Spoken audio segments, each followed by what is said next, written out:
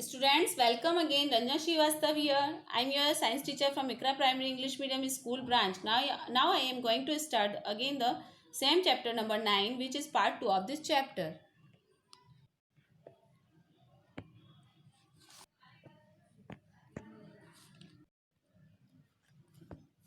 Students, now let's study about aquatic habitats.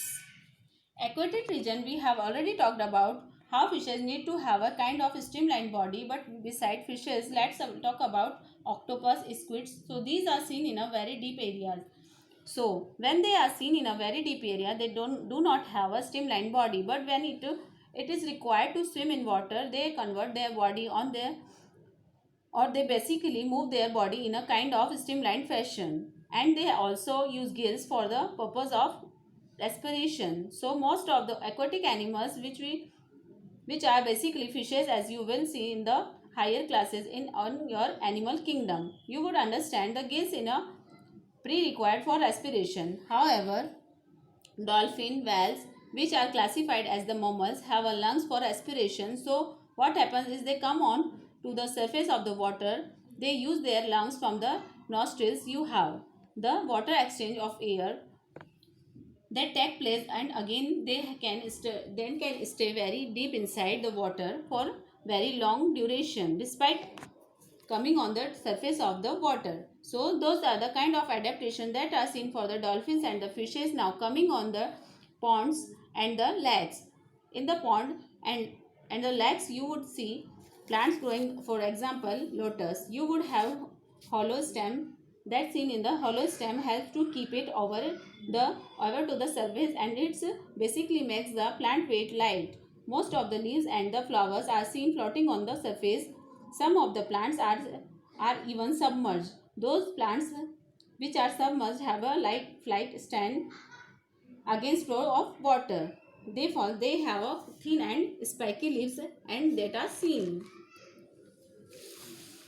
For the submerged plants, then many of the roots are reduced in the aquatic plants. So you have a very classification for the plants or the aquatic ecosystem that is seen. Got it, children?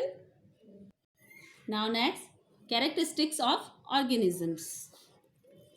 We went on a journey through different habitats and discussed many plants and animals. Let us think of example from a forest: trees, creepers, small and big animals, birds, snakes, insects, rocks, soil, water, and dry leaves. Dead animals, mushrooms, and moss may be only some of the objects that are present in the forest. How do we know that something is living? Often it is not easy to decide. We are told that the plants are living, but they do not move like a dog or pigeon. On the other hand, a car or a bus can move. Still, we consider them and non-living. Plants and animals appear to grow in size with time, but then at times clouds in the sky also seems to grow in size. Does it mean that clouds are living? No. So, how does the distinguish between the living and non-living things? Do living things have some common characteristics that make them very different from the non-living? You are a wonderful example of a living being. What characteristics do you have which make you different from a non-living thing?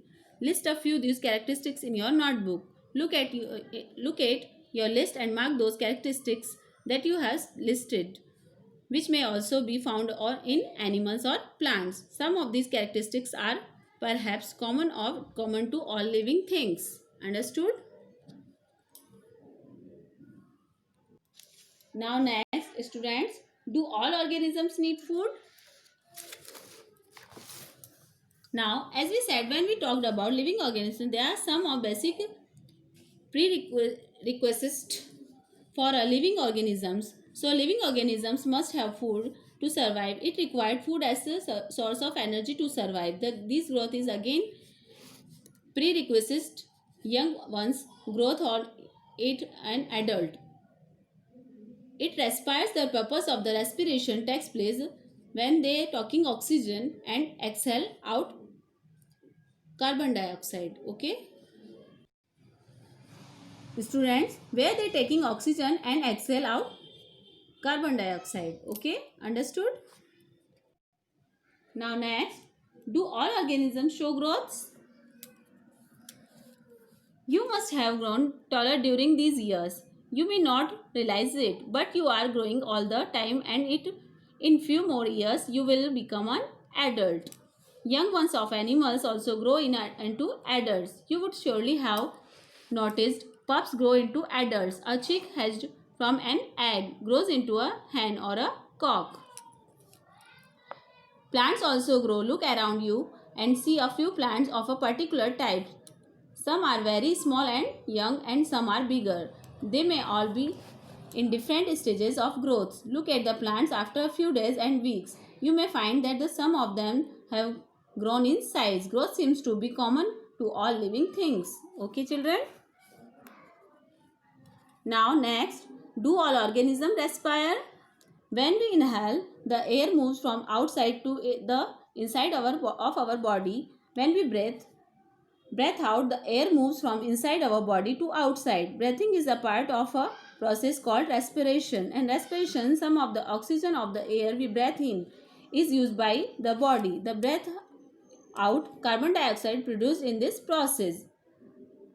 The process of breathing in animals like cows, buffaloes, dogs and or cats is similar to humans. Okay? Respiration is necessary for all living organisms. It is through respiration that the body finally obtains energy from the food it takes. Okay?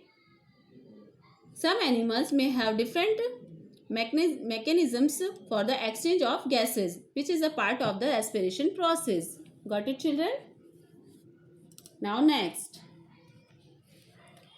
we learned that the sunlight plants use carbon dioxide to produce food and give out oxygen. The amount of oxygen released in the process of food preparation by plants is much more than the oxygen they use respiration. Respiration in plants take place day and night. Okay? Understood, everyone? Now next, do all organisms respond to stimuli? Stimulus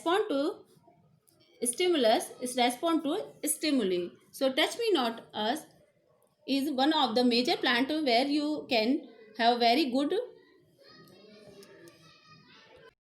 demonstration of a response to stimuli. Similarly, for animals it's very simple that might run off in fear if you have a needle that strikes into your hand. You might repel your hand. So those are the simple responses to stimuli that are seen only for living organisms and not for non-living organisms.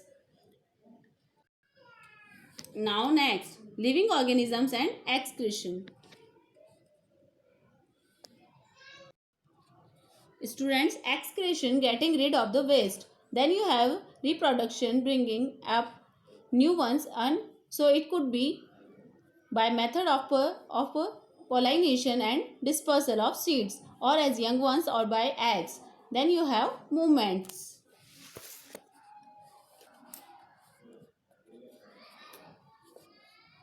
Our body produces some wastage in other life process also. The process of getting rid of wastage by organism is known as excretion.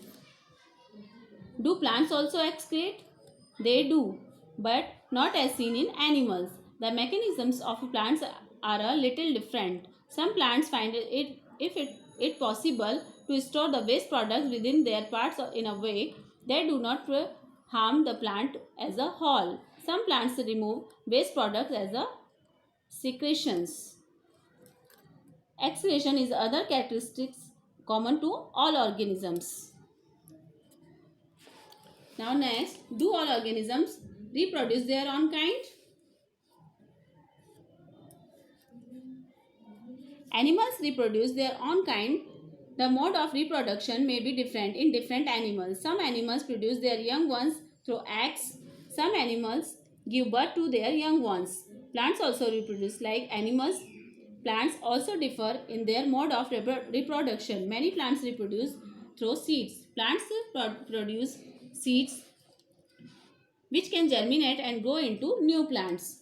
Some plants also reproduce through plants other than the seeds. For example, a part of potato with a bud grows into a new plant. Okay, children? Now next, Do all organisms move? In chapter 8, we discussed the various ways in which animals move. They move from one place to another and also show other body movements. What about plants? Do they also move? Plants are generally anchored in soil, so they do not move from one place to another. However, various substances like water, minerals, and the food synthesized by them move from one part of the plant to other. Have you noticed any other kind of movement of plants? Opening or closing of flowers? Do you recall how some plants show movement in response in certain stimuli? There is a such variety of living organisms, but all of them show some common characteristics as we have discussed. Yet another common characteristics is that living beings die. Because organisms die, particular types of organisms can survive over thousands of years only if they reproduce their own kind. One single organism may die without ever reproducing, but the type of organisms can exist only if there is reproduction. Understood?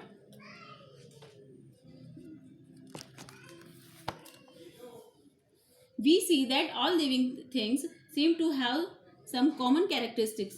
They all need food, respire, respond to stimuli, reproduce, show movement, grow and die. Okay? Now, next. Now, next children, what then is life? It may not be very easy to answer our question, what then is life? However, looking at all the diversity of living beings around us, we can conclude that life is beautiful. Okay, children? So, animals move but plants don't move, but they definitely respond to the stimuli, and finally all organisms die. So, those are basic summary of the basic characteristics of living organism. So, with this we cover the 9th chapter of science that talk about the basic living organisms and their modification to meet or to adapt to the surroundings atmosphere. Hope this video is understanding for you all. Thank you very much.